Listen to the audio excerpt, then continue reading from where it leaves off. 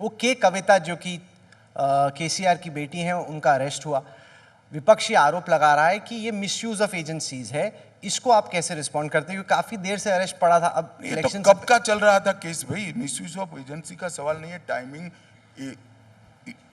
Criminal investigation का timing election के time table को देखकर नहीं चलता है। कब का चल रहा था? वो यहाँ पर 3-4 बार धरने भी कर चुकी है महिला शक्ति की जागृति के लिए। वो दिल्ली के मुख्यमंत्री बार बार बोल रहे हैं कि गृह मंत्री मेरे को अरेस्ट करा देंगे, अरेस्ट करा देंगे, अरेस्ट कर। मैं अभी अरेस्ट होने वाला हूँ, कल अरेस्ट होने वाला हूँ। उनको मालूम है कोई देश का गृह मंत्री अरेस्ट नहीं करता है, एक पीआई या पीएसआई अरेस्ट करता है, इतना भी उनको मालूम नहीं है। कभी मैं नहीं कर सकता है यार। कोर्ट का ऑर्डर होगा और पीआई और पीएसआई करेंगे अरेस्ट। पर होंगे केजरीवाल अरेस्ट है? पर होंगे केजरीवाल अरेस्ट? देखिए, आप ईडी का सवाल मुझे पूछ रहे हो, मैं कैसे जवाब दे दूं भाई? ये सवाल ईडी को पूछना है। वो जाएंगे तो, अभी तो जाते नहीं है, कोऑपरेट नहीं करते, ऐसा मैंने अखबारों में पढ़ा है, आपकी चैनल पर भी देखा है। अब वो जाएंगे तो क्या करेंगे वो तो ईडी वालों को मालूम होगा। सर, चुनाव हमारे सर पे है। इलेक्शन कमिश्नर कैसे अपॉइंट होंगे, इस पे सुप्रीम कोर्ट ने रूलिंग दी, जिसमें उन्होंने कहा कि एक मिनट। हाँ। रूलिंग इलेक्शन कमीशन ने ऐसे नहीं दी है। रूलिंग ऐसे दी थी कि सरकार इस पर एक कानून लेकर आए जिससे एक व्यक्ति के आधार पर, मतलब देश के प्रधानमंत्री अकेले न करें, कोई कमेटी हो, इसकी सर्च की प्रक्रिया हो और बाद में इलेक्शन कमीशन का अपॉइंटमेंट हो। मीनवाइल नहीं होता है तब तक चीफ जस्टिस, लीडर ऑपोजिशन और प्रधानमंत्री तय करें। मीनवाइल गैप भरने की बात थी। कानून हम लेकर आए, संसद ने पारित कर दिया, गैप भर गया, कमेटी की मीटिंग हो गई और इलेक्शन कमीशन अपॉइंट हुए। अब बताइए क्या पूछना है? सर, मेरा सवाल यह है कि देश का चुनाव, ये देश दुनिया की सबसे बड़ी हमारा लोकतंत्र है और ये देश का चुनाव इस तरीके से हो कि फेयर भी हो और फेयर दिखे भी बहुत जरूरी है। अगर कमेटी ऐसी हो कि एक प्रधानमंत्री हो, एक कोई जज हो, एक विपक्ष का लीडर हो, तो 1-1-1 बैलेंस्ड है। अगर 2 सरकार के मंत्री हो, एक विपक्ष का नेता हो, तो 2 वर्सेस 1। तो ये वो पहला वाला फॉर्मूला जो सुप्रीम कोर्ट का था, वो ज्यादा फेयर नहीं था। देखिए, निर्णय देश की संसद ने करना है कि क्या होगा, और देश की संसद ने कानून बनाया है। अब उसको, कानून को भी कोई ना कोई चैलेंज करेगा, देखेंगे क्या होगा। सर, क्योंकि वक्त खत्म हो रहा है, तो मैं आपसे वो पूछना चाहता हूँ, राहुल गांधी की जो यात्रा निकली ईस्ट से वेस्ट तक, वो बार बार सड़क चलते पूछ रहे लोगों को कि अपनी जात बताओ, कास्ट क्या है तुम्हारी, कास्ट क्या है, क्या जाते हैं। उनका आरोप यह है कि एक तो बीजेपी ये सेंसस नहीं करा रही कास्ट का, उसको वो बहुत अहम मानते हैं। दूसरा, उनका कहना है कि जितने भी IAS अधिकारी हैं या जो सीनियर अधिकारी हैं, उसमें ज़्यादा अपर कास्ट के लोग हैं, जो दलित हैं, पिछड़े हैं, SC ST, उनको इतना मौका नहीं मिलता।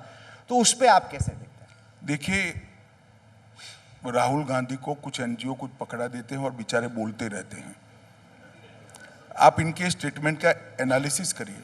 देश का प्रधानमंत्री OBC है, इनको दिखाई नहीं पड़ता।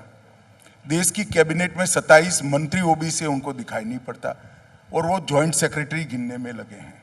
अभी मैं आपको बताता हूँ, जॉइंट सेक्रेटरी की आयु करीब करीब 52 के आसपास होती है। राहुल भैया, 52 साल पहले हम भर्ती नहीं करते थे, आप भर्ती करते थे, वो आकर अभी जॉइंट सेक्रेटरी बने। उनको मालूम ही नहीं है वो क्या बोल रहे हैं। ये सारा गणित जो करा रहे हो तेरे दादू परदादों ने किया हुआ है भैया, हमने नहीं किया है। अब मैं इनको सवाल पूछता हूं, इनकी इतनी सरकारें बनी, जरा आंकड़ा लाए कि कभी भी कांग्रेस ने OBC प्रधानमंत्री बनाया है क्या? कभी 27 मंत्री रखे हैं क्या? कभी मुख्यमंत्री OBC बनाया है क्या? जरा लेकर आओ राहुल बाबा।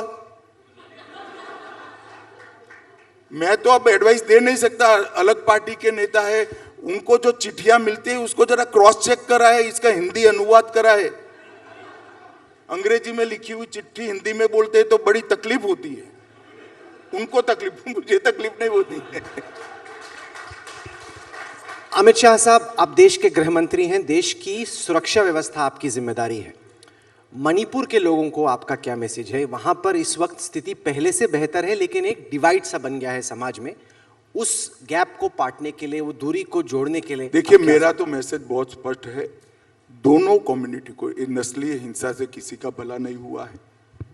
पूरे उत्तर पूर्व में नस्लीय हिंसा समाप्त हो चुकी है। मणिपुर में भी 6 साल शांति रही, एक भी बंद नहीं था, कर्फ्यू नहीं था, ब्लॉकेड नहीं था, अपहरण नहीं था। दोनों समुदाय एक दूसरे के साथ बैठे बातचीत का प्लेटफॉर्म करे। भारत सरकार मध्यस्थी बनने के लिए तैयार है। हम बिल्कुल पारदर्शिता से, न्यूट्रलिटी के साथ मध्यस्थी करेंगे, मुद्दों का समाधान लाएंगे। हिंसा से सबने हट जाना चाहिए। आपका इंटरनल नंबर अभी क्या है चुनाव का? 370 आपका एक्सटर्नल नंबर है, इंटरनल नंबर आपका क्या है? मोदी जी के कहने के बाद बीजेपी में कोई कंफ्यूजन नहीं है। 370 से ज्यादा बीजेपी, 400 से ज्यादा एनडीए। अमित शाह साहब, इस वक्त कुछ लोगों को ये लगता है कि सरकार के जो मंत्री हैं उनको मुश्किल सवाल पसंद नहीं या टेढ़े सवाल पसंद नहीं। वो चाहते हैं कि एक तरीके से उन पे लॉलीपॉप फेंकी जाए, उसको मारें। लेकिन मैं तमाम जो लोग यहाँ बैठे हैं उन सबको बताना चाहता हूँ कि गृह मंत्री साहब ने एक दफ़ा ये नहीं कहा कि ये पूछो, वो मत पूछो, ऐसा करो, वैसा करो। उन्होंने बोला कि जो पूछना है पूछो, और हमने भी अपनी तरफ से जितना हो सका सवाल सारे पूछे और इन्होंने भी जवाब दिए। मैं भी कहना चाहता हूं, जैसे वो बोल्डली पूछते हैं, मैं भी ब्लंटली जवाब देता हूं। आपकी चैनल या आपके लिए कुछ कहा हो तो मन पर न लेना भैया। ये जो मुझे लगता है वो मैंने कह दिया। ये बार बार मुझे बोलते तुम इलेक्शन मैनेजमेंट चले जाओ। ऐसा सर हमें कुछ नहीं करना, हमें जर्नलिज्म में बड़ा मजा आता है। अगर सारे इलेक्शन ही एक हो गए तब तो फिर देखना पड़ेगा, लेकिन अभी तो बहुत मजा आता है। गृह मंत्री साहब, आप आए, बेबाकी से आपने तमाम सवालों का जवाब दिया। आपने एक दफ़ा नहीं कहा कि ये मत पूछो, वो मत पूछो, ऐसा करो, वैसा करो। तमाम सवाल हमने पूछे भी और दर्शकों ने इसको देखा। आप जुड़े हमारे साथ, बहुत बहुत शुक्रिया आपका। जोरदार तालियां बहुत बहुत धन्यवाद देश के गृह मंत्री श्री अमित शाह के लिए। जोरदार तालियां। Ladies and gentleman, at the India Today conclave, can we have a very warm round of applause for the country's home minister mister Amit Shah for coming and answering so many questions and joining us here at the conclave. Thank you, sir.